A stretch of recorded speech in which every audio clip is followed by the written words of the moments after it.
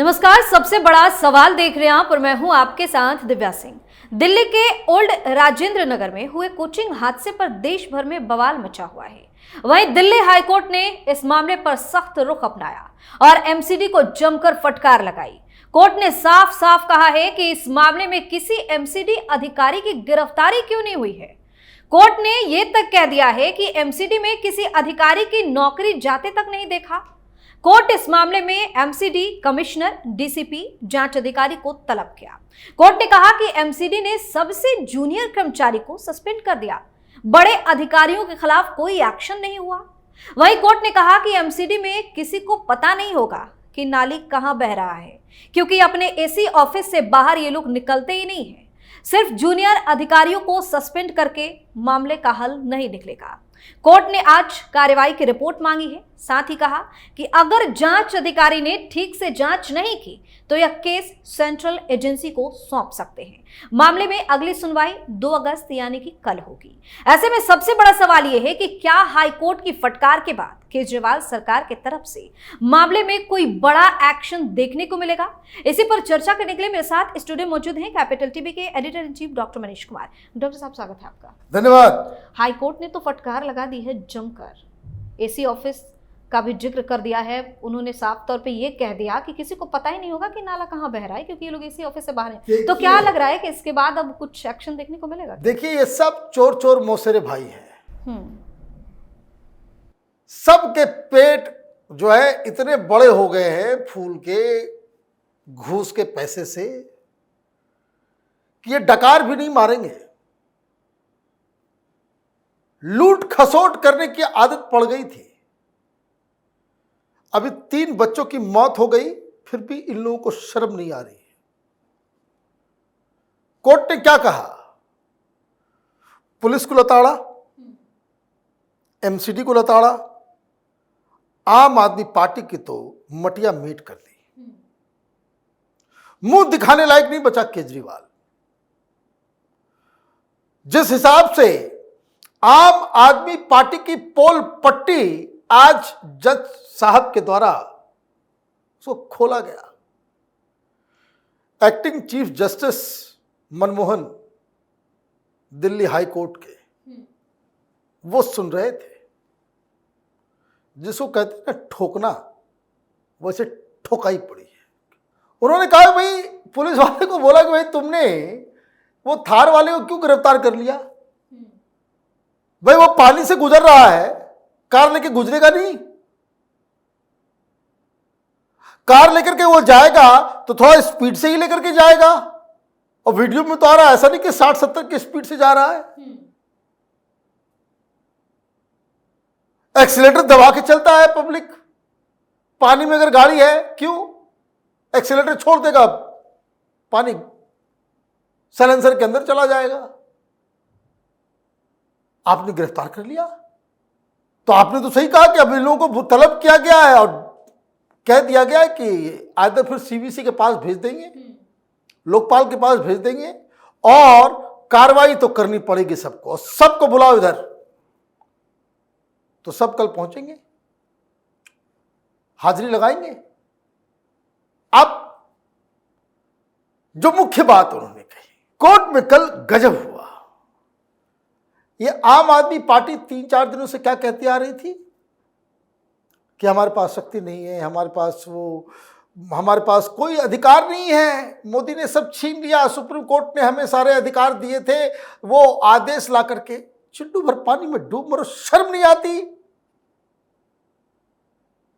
School बनाने में power है, मोहल्ला क्लिनिक बनाने में पावर है, 100 मीटर रोड बनाता है, या केजरीवाल अगले दिन अखबार में छाप देता है कि देखो हमने कर दिया ये काम। गली कूचे में खरंजा लगाता है तो उसके लिए एडवर्टीजमेंट कर देता है। और जब कभी भी इन काम चोरों की असलियत सामने आती है, ये टोपी कहीं और बनाने की कोशिश करता है। अभी तो ये बच नहीं सकता। अगर एमसीडी इसके पास नहीं होता, आम आदमी पार्टी का मेयर नहीं होती, तो ये कहता भाई एमसीडी वाले जाने, हमें से क्या लेना देना, और एमसीडी भी इसके पास है। अब एक चीज को समझिए, जज साहब ने कहा कि केजरीवाल ये तुम्हारी ये जो फ्री वाली जो राजनीति है वही मेन कारण है, वही मेन कारण है। तुम किसी से टैक्स नहीं लेते, एमसीडी वालों को पैसे देने के लिए तुम्हारे पास सैलरी देने के लिए पैसे नहीं है, तो इंफ्रास्ट्रक्चर खाक डेवलप करोगे तुम? ये तो हो सही बात है भाई। दिल्ली में कोई कंस्ट्रक्शन का काम थोड़ी चल रहा है, लूट का काम चल रहा है। और वो जो राजेंद्र नगर है ये तो खजाना है। जब पहली बार आम आदमी पार्टी चुनाव लड़ी तो जो शख्स जीता, जीतने के बाद सरकार आने के बाद उसको समझ में आया कहां कहां से माल आता है, तो उसको मालूम चला भाई राजेंद्र नगर में ट्यूशन माफिया एक से एक बैठा हुआ है, ये कोचिंग वाले सब बैठे हुए हैं, वहां से माल आता है। तो जो जीता हुआ जो उम्मीदवार था उसको बदल दिया। किसको टिकट दिया? राघव चड्ढा को। आप सब देखते जाइए, ये सब लेन देन का खेल है। राघव चड्ढा राज्यसभा और पंजाब देखने लग गया तो किसको भेजा? दुर्गेश पाठक को। दुर्गेश पाठक वहां से एमएलए है। क्यों भेजा? क्योंकि वो सारा पैसा का हिसाब किताब रखता है। वो शराब घोटाले में भी आरोपी है, चार्जशीट में नाम आया है, पूछताछ हुई है। तो माल तो जा रहा है, माल तो जा रहा है। कोर्ट ने कहा कि तुम लोगों के पास तो कुछ पता ही नहीं कि नाला है किधर, मास्टर प्लान का तो मैप ही नहीं तुम्हारे पास। तुम लोगों को तो यह भी नहीं मालूम कौन सा नाला कहां जाता है, पानी कहां से क्या निकलेगा, खाक तुम काम करोगे। और बिल्डिंगें खड़ी हो गई, उसका कोई हिसाब किताब नहीं है। बिना माल खाए दिल्ली में कोई इतनी बड़ी बिल्डिंग इलीगल तरीके से बना सकता है? इम्पॉसिबल है। ये जो बेसमेंट में लाइब्रेरी होगा, स्टोर हाउस होगा, ये एनओसी कब दिया गया? कौन दिया? ये टोपी पहना रहे हैं सबको, 8 महीने पहले। कितने महीने पहले? 8 महीने पहले। इसका पार्षद गायब है। अब देखिए हर जगह चल रहा है कि पार्षद अपने ही घर में इलीगली जो है लोगों को रखे हुए हैं, कबूतर खाना बना करके। और जब सारी चोरी पकड़ी गई तो आतिशी मालेना कल प्रेस कॉन्फ्रेंस करके कह रहे कि हम कोचिंग सेंटर्स के लिए अलग कानून बना के लेकर के आएंगे। अच्छा, 3 लोगों की मौत के बाद तुम्हारी आंखें खुल रही है? काम नहीं मरते लोग, बस एक काम करना था, नाला साफ करवा दो। इसके लायक भी नहीं है लोग। नाला साफ कराने की औकात नहीं है इनकी। अभी कुछ दिन पहले वो मेयर आकर के प्रेस कॉन्फ्रेंस की, प्रेस कॉन्फ्रेंस करने में बहादुर है। उसने कहा कि देखिए हम दिल्ली वालों को बारिश, बरसात और ये मौसम इंजॉय करवाना चाहते हैं, इसलिए हमने 92% नाले का काम, सब जगह सफाई हो गई। पूरा आंकड़ा बता रही थी कि जहां रोड 25 मीटर का है वहां कितना परसेंट, सब में एकदम बिल्कुल पास। मतलब उनके हिसाब से, आम आदमी पार्टी के हिसाब से सब नाला साफ हो गया था। नाला साफ हो गया होता, पानी जमा नहीं होता। और जब मौत हुई तो मालूम चला नाला साफ ही नहीं हुआ। वहां के लोग लगातार कंप्लेन पे कंप्लेन कर रहे थे। पिछली बार भी वहां पे तो झील बना हुआ था। स्टूडेंट की तरफ से 3 लोगों की मौत हुई, 2 घंटे में पानी लॉगिंग, वहां से वाटर लॉगिंग खत्म हो गया, साफ हो गया। क्योंकि अब लगा कि जान फंसा, मरे, अब गए। तो जब लोगों की मौत हो गई तो फिर यही झूठा सौरभ भारद्वाज फिर आ गया कि देखिए साजिश की जा रही है हमारी। नाला साफ नहीं हुआ, नाला बीजेपी वालों ने साजिश कर दिया, किसको हमने दिया, क्या क्या। भाई कौन बोल रहा है? तुम झूठ बोल रहे हो या वो झूठ बोल रही है? आम आदमी पार्टी में जितना नेता है उतना मुंह है, कहां से कब कौन बोल देगा कोई पता नहीं है।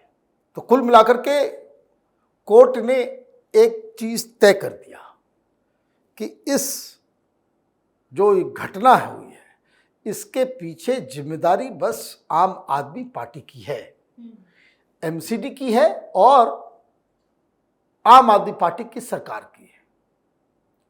अब सरकार तो चल नहीं रही क्योंकि चीफ मिनिस्टर तिहाड़ी हो चुका है। चीफ मिनिस्टर तिहाड़ में बंद है, फैसला कौन लेगा? इनको दौड़ाएगा कौन? इनसे काम कौन करवाएगा? वो तो अपना मस्त है। और 3 शख्स की मौत के बाद भी उसकी कोई चिट्ठी नहीं आई है, ट्वीट नहीं हुआ है। वैसे ट्वीट होता रहता है बीच बीच में, कोई संदेश भी नहीं आया, कोई संदेश भी नहीं आया। तो अब कैसे केजरीवाल मुंह दिखाएंगे देश को, दिल्ली वालों को? ऐसे तो लंबी लंबी बातें। और एक बात और कहना जरूरी है कि ये विपक्षी गठबंधन, ये इंडिया अलायंस वाले लोग कितने बेशर्म हैं। केजरीवाल का हेल्थ डाउन हो रहा है, उसके चक्कर में आप धरना प्रदर्शन में शामिल हो जाते हो और वहां 3 बच्चे की मौत हो गई, वहां कोई नहीं गया। बस शर्म नाम की कोई चीज है या सब कुछ घोंट के पी लिए हो कि सबको जाति जनगणना में ही समझ में आ रहा है, बाकी कोई दुनिया में कोई दूसरा मुद्दा नहीं है, कोई दूसरी चीज नहीं है। तो आप देखिए कि किस तरह से राजनीति हो रही है। और इसलिए यह अच्छी चीज नहीं है कि जो फैसला सरकार को लेना चाहिए वो फैसला कोर्ट की तरफ से बताया जा रहा है कि आप एक्शन नहीं लो, कोर्ट एक्शन ले। कोर्ट का काम एक्शन लेने का नहीं है, लेकिन आपकी काहिली की वजह से, आपकी कामचोरी की वजह से, आपके नकारेपन की वजह से कोर्ट को सामने आकर के इस तरह की बातें कहनी पड़ती है। बहुत बहुत धन्यवाद सर तमाम जानकारी। धन्यवाद। तो दिल्ली के राव आईएएस कोचिंग इंस्टीट्यूट में 3 छात्रों की मौत के मामले में दिल्ली हाईकोर्ट ने एमसीडी को जमकर फटकार लगाई है। साथ ही कोर्ट ने कहा कि इस तरह की घटनाएं सिस्टम का फेल्योर है, यह सब मिली भगत से हुआ है। सभी ब्लेम गेम खेल रहे हैं, किसी एक की जिम्मेदारी तय करनी होगी। वहीं कोर्ट से फटकार के बाद आम आदमी पार्टी का मुंह उतरा हुआ है। सबसे बड़ा सवाल में आज के लिए इतना ही। अगर आपने अभी तक हमारे चैनल को सब्सक्राइब नहीं किया है तो सब्सक्राइब कर लीजिए, हमारे वीडियो को लाइक कीजिए, शेयर कीजिए, हमारे वीडियो पर कमेंट करके जरूर बताएं कि आपको हमारी खबर कैसी लगी। धन्यवाद।